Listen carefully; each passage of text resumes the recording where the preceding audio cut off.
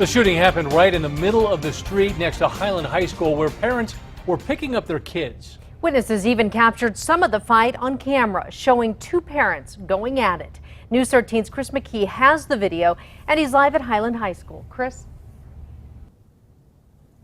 Jessica and Dean, this all went down right as Highland High had dismissed its kids for the day. The gunshots sending the school into lockdown. Now, we want to warn you, some of the images in this story are graphic.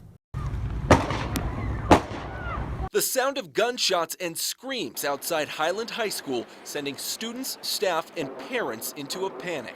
Well, absolutely. Fear is the first thing because, you know, your kids are here. I just ran to the closest classroom I could find. It happened around 2, right along Jefferson Street, which runs past the high school. Students were being let out of class for the day when APD says two men who are parents started fighting in the street. When they decided to take upon themselves to get in a fist fight that escalated into a gunfight here in front of the high school. Witness video shows some of that fight starting. This man, clearly angry, pulling a bat out of his trunk and hitting a truck. The man then walks toward another man with the bat. Seconds later, video shows the man swinging the bat at a person on the ground. At some point, one of them pulled out a gun and shot the other one.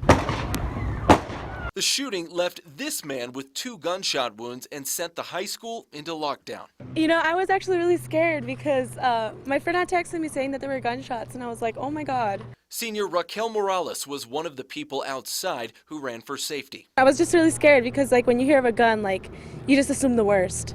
When your kids are in school and with all the other active shooter things going on around here, it's pretty close to home. A parent, Brett Clay, rushed to the school after his wife saw the shooting as she was picking up their daughter.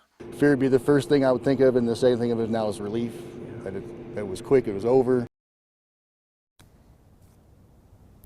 Now, the man who was shot is said to have minor wounds. The police also say they have talked to both of the guys involved, but it appears at this point no one has been charged in this case. Police are also still trying to determine exactly if or how the men knew each other. Jessica? All right, thank you, Chris. The school has surveillance video of the shooting. They've already shown police. Students were locked down for about 20 minutes.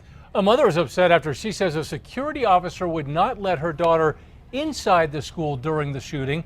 Elizabeth Brooks says her 15-year-old twin daughters go to Highland High School.